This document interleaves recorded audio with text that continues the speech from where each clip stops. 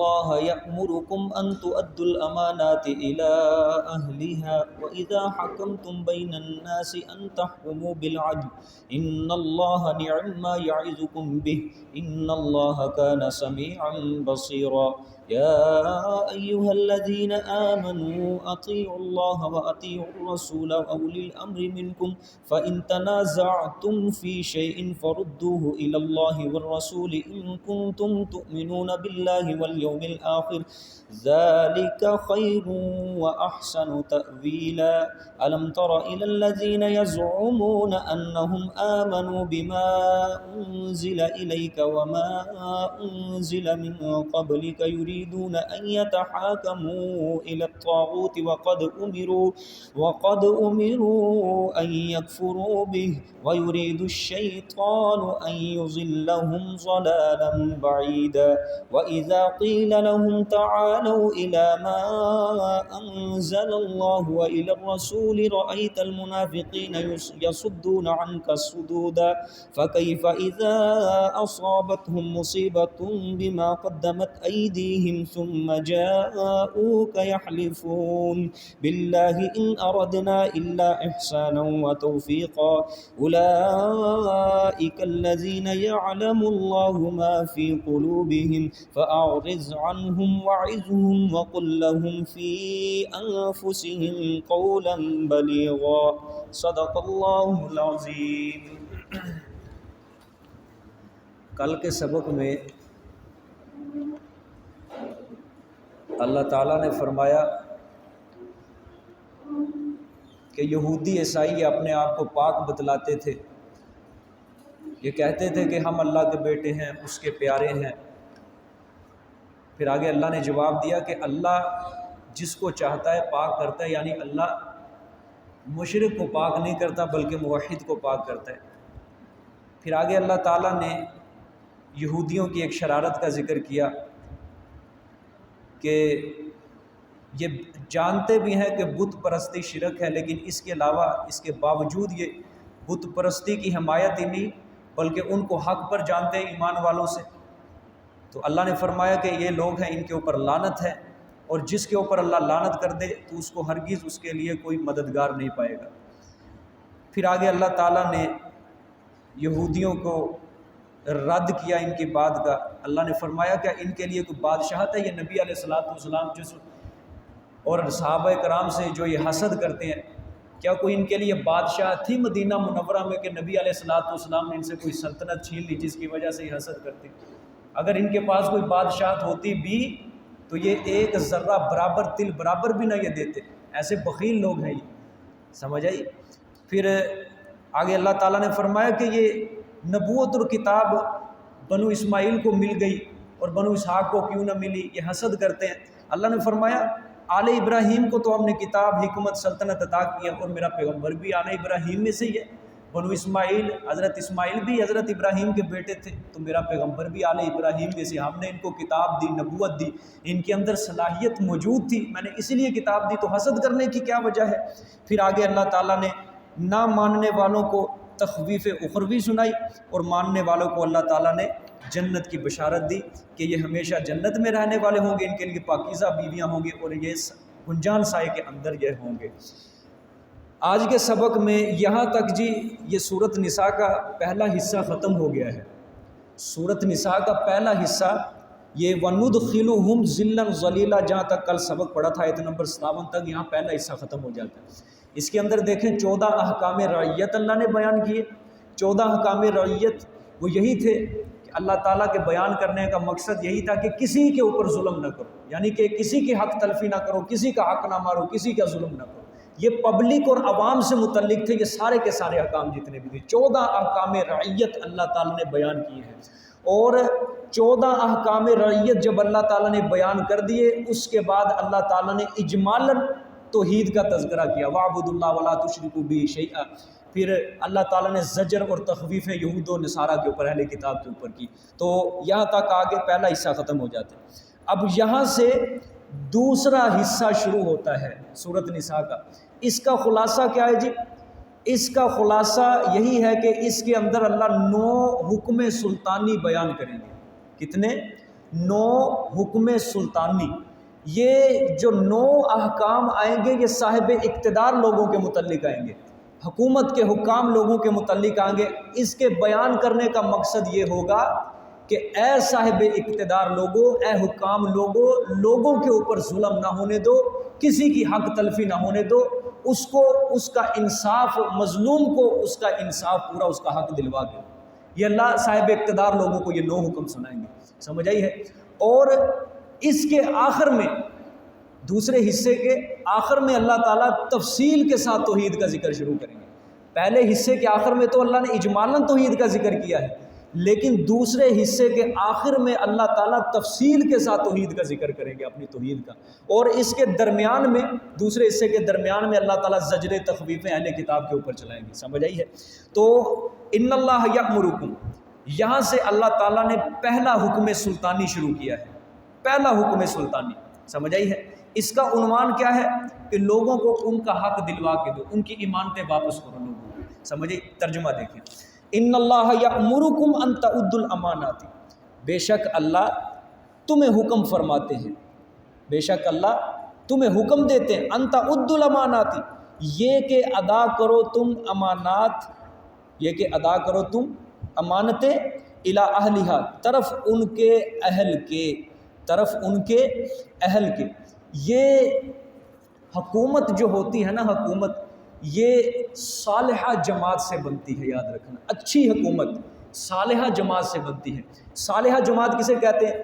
جو نیکی کے اوپر گامزن ہو، تقویٰ ہو، عبادت ہو، اللہ تعالیٰ کی ریاضت، اللہ کے رسول صلی اللہ علیہ وسلم کی سنتوں کے اوپر، یہ ہوتی ہے صالحہ جماعت۔ اچھی حکومت صالحہ جماعت سے بنتی ہے، اور حکومت کے لیے 2 بنیادی چیزیں کو ہونا ضروری ہے، ایک عدل اور ایک امانت، ایک عدل اور ایک امانت۔ جس حکومت کے اندر یہ دونوں چیزیں موجود ہوں گی، عدل بھی ہوگا، امانت بھی ہوگی، وہاں کے لوگ ان کی رعایا سکون کے ساتھ زندگی بسر کرے گی، عدل و انصاف بھی وہاں قائم ہوگا، اچھا ماحول پیدا ہوگا، لوگ سکون کی زندگی بسر کر سکیں گے۔ اور جس حکومت کے اندر عدل نہیں ہے، انصاف نہیں ہے، امانت نہیں ہے، دوسری چیز، وہاں کے لوگ سکون کی زندگی بسر نہیں کر سکیں گے، وہاں عدل و انصاف نہیں قائم ہو سکتا، وہاں بدامنی پھیلے گی، وہاں امن کی فضا قائم نہیں ہو سکتی، یاد رکھنا، سمجھ آئیے؟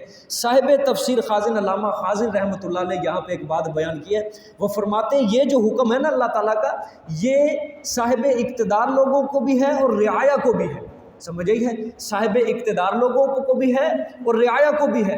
ظاہری بات ہے بھئی، ایک شہر کے اندر بادشاہ بھی ہو سکتا ہے، اس کی رعایا بھی ہے، کسی دیہات کے اندر، کسی گاؤں کے اندر لوگ اکٹھے رہتے ہیں، سمجھ آئی ہے؟ اب ان اکٹھے رہنے کے اندر ان کے مشترکہ مفادات بھی ہو سکتے ہیں۔ اگر رعایا کے درمیان یا حکومت کے درمیان جو جھگڑا پیدا ہو سکتا ہے، یا رعایا کے درمیان آپس کے اندر ہی جھگڑا پیدا ہو جائے، ان کے لیے یہی حکم ہے کہ بے شک اللہ فرماتے ہیں یہ کہ تم لوگوں کی ان کی امانتیں واپس کرو، سمجھ آئی ہے؟ نیز یہ جو امانت کا لفظ ہے نا آیت کے اندر، اس سے عام طور پہ یہی معنی لیا جاتا ہے کہ اگر کسی کے پاس کوئی امانت رکھ دی جائے وہ امانت ہوتی ہے، نہیں، بلکہ یہ لفظ جو ہے یہ بڑا جامع معنی لفظ ہے، اپنے اندر بہت بڑی تفصیل کو سمائے ہوئے ہے، اس کے اندر سارے حقوق اللہ اور سارے حقوق العباد شامل ہیں، ٹھیک ہے کہ نہیں؟ بھائی انسان ہے، اس کے پاس یہ جان اللہ کی کیا ہے؟ امانت ہے، سمجھ آئی ہے؟ اب مسلمان کا، انسان کا اوپر یہ حق ہے، یہ واجب ہے کہ وہ اللہ کی اس امانت کی حفاظت کرے، خودکشی نہ کرے، سمجھ آئی ہے؟ امانت ہے یہ جان، اللہ نے یہ سارے احکامات جتنے بھی ہیں ہمیں دیے ہیں، یہ ساری امانتیں ہیں، ہمارا کام ہے ان امانتوں کی ہم حفاظت کریں۔ حفاظت کس طرح ہوگی؟ ان احکامات کے اوپر ہم عمل کریں گے، نماز کے اوپر ہم عمل کریں گے، روزے کے اوپر ہم عمل کریں گے، اللہ کی امانت کے اوپر عمل ہو رہا ہے، سمجھ آئیے کہ نہیں؟ امانت کا لفظ اپنے اوپر، اپنے اندر بہت چیزوں کو سمائے ہوئے ہیں، حقوق اللہ، حقوق العباد، جو بھی چیزیں ہیں، سمجھ آئی؟ حقوق العباد کے اندر کسی نے کسی کا حق مار دیا ہے، سمجھ آئی ہے؟ یہ ساری امانتوں کے اندر شامل ہے، ٹھیک ہے کہ نہیں؟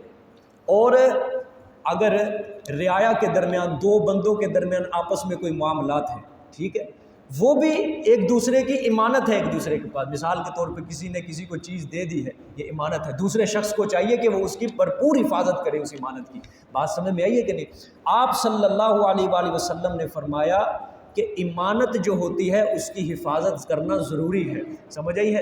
اور جب صاحب امانت جو ہے، جس کی امانت ہے، جو اس کا مالک ہے، اس کو صحیح طریقے سے اس کی امانت واپس کر دو۔ آپ صلی اللہ علیہ وسلم نے فرمایا منافق کی ایک نشانی ہے، جب اس کے پاس امانت رکھی جائے گی وہ اس کے اندر خیانت کرے گا۔ اس کے پاس امانت رکھی جائے گی وہ کیا کرے گا؟ خیانت کرے گا۔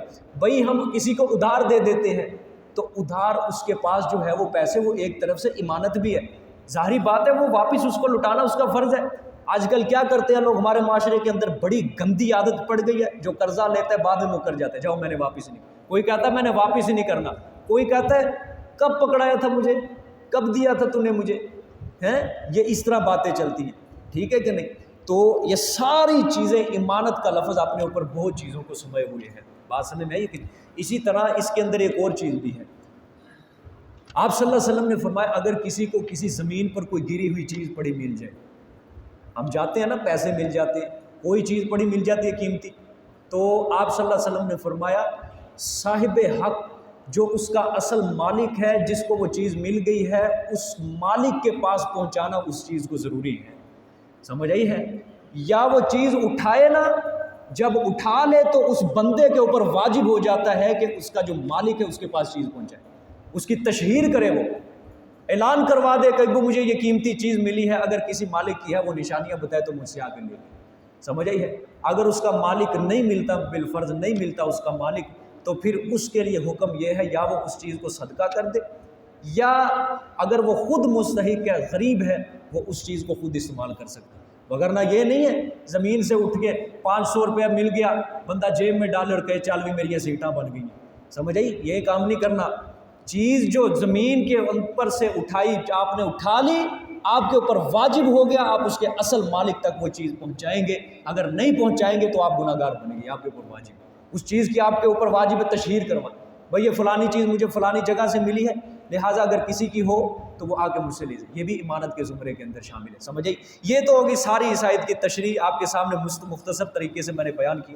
دوسری بات اس کا شان نزول بھی سمجھ لیں، یہ اتری کیوں آئی تھی، اس کے اترنے کی وجہ کیا؟ جب مکہ فتح ہوا، آپ صلی اللہ علیہ وسلم نے خانہ کعبہ کے ارد گرد جتنے بت رکھے، اندر بت رکھے، سب کو ختم کروا دیا، توڑ دیا، صفایا کر دیا۔ جب آپ صلی اللہ علیہ وسلم خانہ کعبہ کے اندر داخل ہونے لگے نا، اب دروازے کو لگی تھی، تالے لگے ہوئے تھے، آپ صلی اللہ علیہ وسلم نے چابیاں طلب کی، چابیاں تھیں حضرت عثمان بن طلحہ کے پاس، سمجھے؟ یہ تو آپ صلی اللہ علیہ وسلم کے ایک داماد تھے نا عثمان بن عفان، وہ نہیں، یہ اور کوئی تھے عثمان بن طلحہ، یہ اس وقت کافر تھے، تو ان کے پاس چابیاں تھیں خانہ کعبہ کے دروازے کی، تو آپ صلی اللہ علیہ وسلم نے کہا چابیاں دو لا کے، یہ اپنے گئے گھر میں، تو ان کی دادی کے پاس چابیاں تھیں عثمان بن طلحہ، کہا کہ چابیاں دے دے دادی جان، منگوا رہے ہیں، مکہ فتح ہو چکا تھا، دادی نے کہا اگر چابی لے گیا تو یہ چابیاں ہمارے پاس دوبارہ نہیں واپس لوٹ کے آئیں گی، نہیں دوں گی چابیاں۔ بالآخر حضرت عثمان بن طلحہ لے آئے چابیاں، حضرت علی درمیان میں مل گئے رستے میں، حضرت عثمان بن طلحہ کا ہاتھ مروڑ کے چابیاں چھین لی حضرت علی رضی اللہ تعالیٰ۔ تو آپ صلی اللہ علیہ وسلم کے پاس چابیاں جب آئیں، کعبہ کھولا گیا، تو حضرت علی نے کہا یہ چابیاں یا رسول اللہ مجھے دے دیں، حضرت عباس نے کہا نہیں، زمزم کا کام میں کرتا ہوں، میں پانی پلاتا ہوں، یہ میں چابیاں لوں گا، سمجھ آئیے؟ دونوں کے اندر تھوڑا تنازع ہوا، آپ صلی اللہ علیہ وسلم نے فرمایا نہیں، چابی کسی کو نہیں ملے گی، یہ جو مالک ہے ان چابیوں کا، جس کے میرے پاس امانت ہے، میں اس کو چابیاں، آپ صلی اللہ علیہ وسلم نے حضرت عثمان بن طلحہ کو چابیاں دی، واپس دے دی، سمجھے؟ اس کا فائدہ کیا ہوا؟ جب آپ صلی اللہ علیہ وسلم نے چابیاں دی نا، آپ صلی اللہ علیہ وسلم نے فرمایا یہ لو، یہ تمہاری امانت ہے، یہ قیامت تک تمہارے خاندان کے اندر رہے گی، آج تک وہ چابیاں اسی خاندان کے پاس ہیں، وہ چابیاں خانہ کعبہ کی، سمجھ آئی ہے؟ اور فائدہ کیا ہوا؟ عثمان بن طلحہ رضی اللہ تعالیٰ عنہ پہلے کافر تھے، لیکن بعد میں دائرہ اسلام میں داخل ہو گئے، مسلمان ہو گئے تھے، کلمہ پڑھ لیا، سمجھ آئیے کہ نہیں؟ ہاں، تو یہ اس کے متعلق یہ آیتیں اتری ہیں کہ بے شک اللہ تمہیں حکم کرتا ہے یہ کہ دو تم امانتیں ان کے اہل کو، ٹھیک ہے؟ آگے فرمایا صاحب اقتدار لوگوں کو، وَإِذَا حَكَمْتُمْ بَيْنَ النَّاسِ أَن تَحْكُمُوا بِالْعَدْلِ، اور جب تم فیصلہ کرو درمیان لوگوں کے، رعایا کے درمیان جب تم نے فیصلہ کرنا ہے، کس طرح کرنا ہے؟ ان تحکموا بالعدل، یہ کہ فیصلہ کرو تم موافق انصاف کے، عدل کے ساتھ، انصاف کے ساتھ فیصلہ کرنا ہے۔ بات سمجھ میں آئی؟ یہ آیت جو ہے نا، یہ آیت کا چھوٹا سا ٹکڑا وَإِذَا حَكَمْتُمْ بَيْنَ النَّاسِ أَن تَحْكُمُوا بِالْعَدْلِ، یہ آیت پرنٹ کروا کے یہ عدالتوں کے اوپر لگانی چاہیے، سیشن کورٹ کے اوپر، ہائی کورٹ کے اوپر، سپریم کورٹ کے اوپر یہ آیت لکھوانی چاہیے۔ جب تم نے فیصلہ کرنا ہے کس طرح کرنا ہے؟ انصاف کے ساتھ فیصلہ کرنا ہے۔ آگے تھوڑی سی سرخی لگا دے، القرآن سورۃ النساء، سمجھ آئی ہے، تاکہ ہر کسی کو شرم آتی رہے کہ جس سیٹ کے اوپر ہم بیٹھے ہیں ادھر ہم نے فیصلہ کرنا ہے عدل کے ساتھ۔ کلمہ پڑھا ہے نا، محمد صلی اللہ علیہ وسلم کو آخری نبی مانا ہے، اللہ تعالیٰ کی وحدانیت کو ہم نے تسلیم کیا ہے، لہٰذا ہم جس کرسی کے اوپر بیٹھے یہاں ہم نے فیصلہ کرنا ہے، پیسوں کی لالچ میں نہیں، سمجھے، مظلوم کا حق نہیں مارنا، ظالم کے حق میں فیصلہ نہیں کرنا، عدل کرنا ہے، انصاف کرنا ہے، مظلوم کو مظلوم کا حق دلوانا ہے واپس، سمجھے، یہ آیت لکھوانی چاہیے تاکہ شرم آتی ہے، سمجھ آ گئی ہے۔ اور دوسری بات یہ ہے، اللہ تعالیٰ نے تو کہہ دیا کہ انصاف کے ساتھ فیصلہ کرنا ہے۔ آج لوگ دیکھ لو بڑے شوق سے، یہ حکومت کا کام یاد رکھنا بہت سخت ذمہ داری ہے، بڑی بھاری ذمہ داری، بہت مشکل کام ہے یہ حکومت کا کام سنبھالنا۔ یہ دنیا دار لوگ جتنے بھی ہیں بڑے آرام سے بغیر سوچے سمجھے بڑی آسانی کے ساتھ یہ صاحب اقتدار لوگ بن جاتے، عہدہ لینے کے اوپر بڑے آرام سے آگے ہوتے ہیں، اتنا یہ دین کے کاموں میں بڑھ چڑھ کے حصہ نہیں لیتے جتنا یہ حکومت کے کاموں میں بڑھ چڑھ کے عہدہ لینے کے لیے یہ کوشش کرتے رہتے ہیں، دن رات ایک کر دیتے ہیں، دن رات، نمازوں کو کوئی فکر نہیں ہے، دیکھتے نہیں آپ جب الیکشن آتا ہے نمازیں چھوٹ رہی ہیں، کوئی فکر نہیں ہے اس کا، راتوں کو آتش بازیاں ہو رہی ہیں، شرابیں چل رہی ہیں، نوجوان وہاں بیٹھے ہیں اور بڑے بڑے لوگ وہاں بیٹھے ہیں، سارا وقت ضائع کر رہے ہیں۔ ان کو کہہ دو دین کے لیے کوئی نہ کوئی 1 گھنٹہ دے دو، 2 گھنٹے نہیں دیں گے، دنیا کے لیے دیں گے، صرف عہدہ حاصل کرنا ہے بس۔ آپ صلی اللہ علیہ وسلم نے فرمایا قیامت والے دن جتنے بھی صاحب اقتدار دنیا کے اندر لوگ ہوں گے، قیامت والے دن یہ ندامت اور حسرت کی آگ میں ڈوبے ہوں گے، یہ سارے افسوس کریں گے۔ اس وقت یہ روز محشر یہ سب کھڑے ہو کے کہیں گے کاش ہم دنیا کے اندر حکمران نہ بنتے، کاش ہم دنیا کے اندر حاکم نہ بنتے۔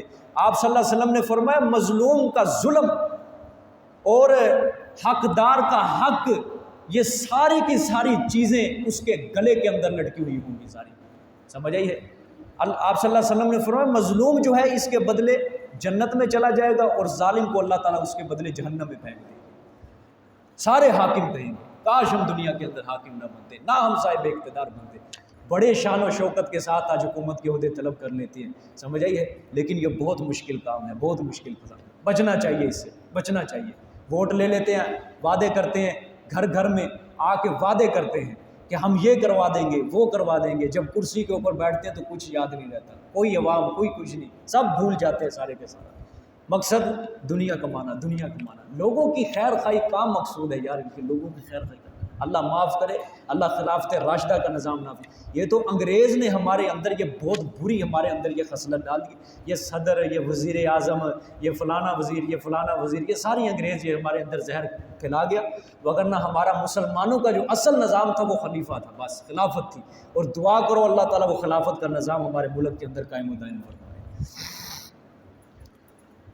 وَإِذَا حَكَمْتُمْ بَيْنَ النَّاسِ أَن تَحْكُمُوا بِالْعَدْلِ، اور جب تم فیصلہ کرو لوگوں کے درمیان یہ کہ فیصلہ کرو تم موافق دستور کے۔ ان اللہ نعم ما یعظکم بہ، بے شک اللہ اچھا ہے وہ جو تمہیں واعظ کرتے ہیں۔ سبحان اللہ، اللہ نے ساتھ یہ بھی بات کہہ دی کہ اللہ اچھا ہے جو تمہیں واعظ کرتا ہے۔ ان اللہ کان سمیعا بصیرا، بے شک اللہ تعالیٰ ہیں سننے والے اور جاننے والے۔ یہاں اس آیت کے اندر صاحب اقتدار اور حکام لوگوں کو حکم دیا گیا کہ حقداروں کے حقوق دلواؤ، جھگڑے عدل و انصاف کو بالکل انصاف کے ساتھ طے کرو، جھگڑوں کو، تنازعات کو انصاف کے ساتھ، اور رعایا کو حکم دیا گیا کہ وہ اپنے حکام کی فرما برداری کریں۔ خدا کی قسم یہ اگر قانون نافذ ہو جائے کتنا ہمارے ملک کے اندر نظام سیدھا ہو سکتا ہے، سمجھ آئی کہ نہیں، بڑا نظام سیدھا۔ آگے اللہ نے فرمایا ان اللہ کان سمیعا بصیرا، بے شک اللہ سننے والے ہیں تمہاری ہر بات کو، بصیرا، اور تمہارے عملوں کو بھی اللہ تعالیٰ دیکھنے والے، کس طرح تم فیصلہ کرتے ہو کس طرح نہیں کرتے۔ اللہ اکبر۔ اچھا یہ آیت آئی ہے نا، آگے دیکھیں، یا ایھا الذین آمنوا اطیعوا اللہ واطیعوا الرسول، اللہ نے طریقہ عدل و انصاف بتایا نا کہ عدل و انصاف سے کام لینا ہے۔ اب میں اس آیت کا ربط بیان کرنے لگا۔ اس آیت کے اندر آگے اللہ بتائیں گے کہ عدل کا طریقہ کیا ہے، انصاف کس طرح کرنا ہے، سمجھ آئی، عدل کس طرح۔ پچھلی آیت کے اندر اللہ نے یہ جو ہم نے ابھی پڑھی، اللہ نے حکم دیا کہ عدل و انصاف کے ساتھ قائم کرنا ہے، کام کرنا ہے، فیصلے عدل کے ساتھ۔ اب اللہ فرمائیں گے کہ عدل کرنا کس طرح ہے، انصاف کرنا کس طرح ہے، سمجھ آئی۔ اب اس آیت کے اندر بیان اللہ فرماتے یا ایھا الذین آمنوا اطیعوا اللہ واطیعوا الرسول واولی الامر منکم، اے وہ لوگوں جو ایمان لائے اطاعت کرو اللہ کی اور اطاعت کرو رسول کی، وَأُولِي الْأَمْرِ مِنْکُمْ، اور اطاعت کرو صاحب شریعت کے تم سے، صاحب شریعت لوگوں کی تم سے۔ آپ کے لفظی ترجمہ کیا لکھا ہے جی؟ صاحب حکومت، ٹھیک ہے، لیکن میں ترجمہ کر رہا ہوں صاحب شریعت کے تم سے۔ جو ٹھیک ہے صاحب حکومت بھی ہے، صاحب اقتدار لوگ، اگر امیر اچھا ہے، دین کے کاموں کو سمجھنے والا ہے، اس کی اطاعت بھی کرو۔ صاحب شریعت کے اندر فقہاء اور علماء آ جاتے ہیں، صاحب حکومت کے اندر صاحب اقتدار لوگ آ جاتے ہیں، لیکن میں نے ترجمہ کیا ہے جو صاحب شریعت کے تم سے، یہ حضرت عبداللہ ابن عباس نے بھی یہی معنی کیا اولل الامر منکم کا۔ اسی طرح حضرت عبداللہ ابن عباس کے غالباً شاگرد ہیں حضرت مجاہد، عطا، حضرت حسن بصری، یہ سارے جتنے بھی تابعین ہیں، انہوں نے اولی الامر کا معنی یہی کیا صاحب شریعت کے تم سے، یعنی علماء اور فقہاء مراد ہیں۔ سمجھے؟ صاحب حکومت بھی بعض مفسرین نے معنی کیا ہے، دونوں ٹھیک ہے، دونوں معنی ٹھیک ہے، جس طرح کر لے آپ، سمجھے؟ یہ اللہ تعالیٰ نے طریقہ عدل بتایا، انصاف کس طرح کرنا ہے، سمجھے؟ اگر حکام اور رعایا کے درمیان کسی معاملے کے اندر جھگڑا ہو جائے، اللہ فرمانا چاہتے ہیں اسے سب سے پہلے اللہ اور اس کے رسول کے فیصلے کے مطابق اس کو ڈھالو، ٹھیک ہے؟ اللہ کے اوپر پیش کرو، کتاب اللہ کے اوپر پیش کرو اس کا معاملہ۔ اگر وہاں سے نہیں ملتا تو پھر حدیث رسول کے اندر تلاش کرو، اگر وہاں سے نہیں ملتا تو اولی الامر منکم، جو تمہارے اندر صاحب شریعت لوگ ہیں، صاحب اقتدار لوگ ہیں، ان سے اپنے فیصلے کرواؤ، ٹھیک ہے کہ نہیں؟ سمجھے؟ اللہ تعالیٰ طریقہ عدل بتا رہے، یہ نہیں ہے کہ چند انسانوں کی کونسل بنا کر اور انہی کے فیصلے کو حرف آخر کی حیثیت دے دی جائے، جمہوری نظام کو قائم کر دو، سمجھے؟ یہ نہیں اللہ نے فرمایا کرنا، بلکہ سب سے پہلے انصاف کرنا ہے۔ اس کا کیا تقاضا ہے؟ اللہ کے اوپر قرآن پاک سے اس فیصلے کو تلاش کرو، اگر وہاں سے نہیں ملتا رسول اللہ صلی اللہ علیہ وسلم کی حدیث سے تلاش کرو، اگر وہاں سے نہیں ملتا تو صاحب اقتدار لوگ، اجماع امت مراد ہے یہاں سے، ٹھیک ہے؟ آگے دیکھیں جی، فَإِن تَنَازَعْتُمْ فِي شَيْءٍ فَرُدُّوهُ إِلَى اللَّهِ وَالرَّسُولِ إِن كُنتُمْ تُؤْمِنُونَ بِاللَّهِ وَالْيَوْمِ الْآخِرِ، پس اگر تم اختلاف کرو کسی بات میں، اگر تم اختلاف کرو کسی بات میں تو کیا کرنا ہے؟ فَرُدُّوهُ إِلَى اللَّهِ وَالرَّسُولِ، پس اس کو لٹاؤ تم طرف اللہ کے اور رسول کے، ان کنتم تؤمنون باللہ، اگر تم ایمان لاتے ہو اللہ پر، والیوم الآخری، اور آخرت پر، ذالک خیر و احسن تأویلا، یہ بہتر ہے تمہارے لیے، یہ اطاعت، سمجھے؟ یہ اللہ کی اطاعت، رسول کی اطاعت، اولی الامر منکم کی اطاعت، یہ سب تمہارے لیے بہتر ہے، سمجھے؟ راحت اور امن کے اعتبار سے یہ تمہارے لیے بہتر ہے، سمجھ آئیے؟ وَأَحْسَنُ تَأْوِيلًا، اور بہتر ہے اس کا انجام، کس اعتبار سے؟ آخرت کے اعتبار سے، سمجھ آ گئی ہے کہ نہیں؟ ذالک خیر و احسن تأویلا کا دوبارہ ترجمہ سن لیں، ذالک خیر، اللہ نے بتایا یہ بہتر ہے تمہارے لیے، کیا بہتر ہے؟ اللہ کی اطاعت، رسول کی اطاعت، اولی الامر منکم کی اطاعت، یہ بہتر ہے کس اعتبار سے؟ راحت اور امن کے اعتبار سے دنیا کے اندر، آگے وَأَحْسَنُ تَأْوِيلًا، اور اس کا انجام اچھا ہے، کس اعتبار سے؟ آخرت کے اعتبار سے اس کا انجام بھی اچھا ہے، سمجھے؟ اگر تم فیصلے اللہ کے مطابق، اللہ کے رسول کے مطابق، اولی الامر کے اوپر پیش کرو گے، اس کے مطابق تم فیصلے کرو گے تو پھر تمہارے یہ فیصلے مانے جائیں گے، سمجھ آئی ہے؟ اچھا، اولی الامر منکم جو ہے، اس کے اوپر میں بہت زیادہ تفصیل کر سکتا ہوں لیکن میرے پاس وقت نہیں۔ صاحب شریعت، صاحب اقتدار لوگ، اچھے حکمران، اسلام کی سمجھ بوجھ رکھنے والے، سمجھے؟ اس کے اندر وہ صاحب اقتدار لوگ، اگر کوئی صاحب اقتدار حاکم ایسا ہے جو آپ کو گناہ کی دعوت دے رہا ہے، سمجھے؟ جو کہتا ہے کہ زنا کے اوپر حد نہیں جاری، یہ انصاف نہیں ہے کوئی، یہ اسلام نے ظلم کیا ہے، سمجھے؟ جو حاکم، یہ اس کی اطاعت کوئی ضروری نہیں ہے۔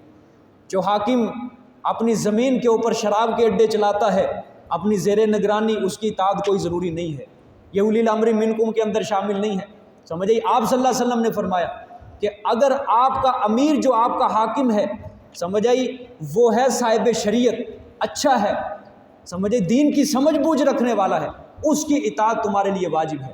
جو اس کی اطاعت کرے گا گویا وہ میری اطاعت کر رہا ہے، جو اس کی اطاعت سے منہ پھیرے گا گویا اس نے میری اطاعت سے منہ پھیرا، یا آپ صلی اللہ علیہ وسلم یہاں تک فرمایا۔ لیکن اگر کوئی حاکم آپ کو گناہ کی دعوت دے رہا ہے، اس کی اطاعت کوئی تمہارے لیے ضروری نہیں ہے۔ بات سمجھ میں آ گئی؟ اس کی اطاعت کوئی ضروری نہیں، ٹھیک ہے؟ یہ مختصر سی تشریح آپ نے ذہن میں رکھنی ہے۔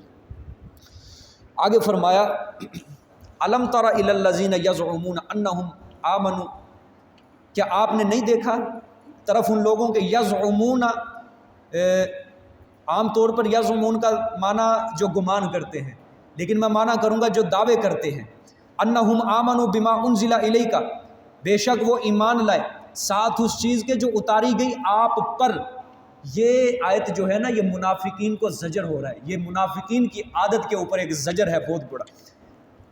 کیا آپ نے نہیں دیکھا طرف ان لوگوں کے جو دعوے کرتے ہیں انہم آمنوا بما انزل الیک، کہ بے شک ایمان لائے ساتھ اس چیز کے جو اتاری گئی آپ پر۔ منافق کہتے تھے نا کہ جو آپ پر کتاب اتری ہم ایمان لاتے ہیں، ٹھیک ہے؟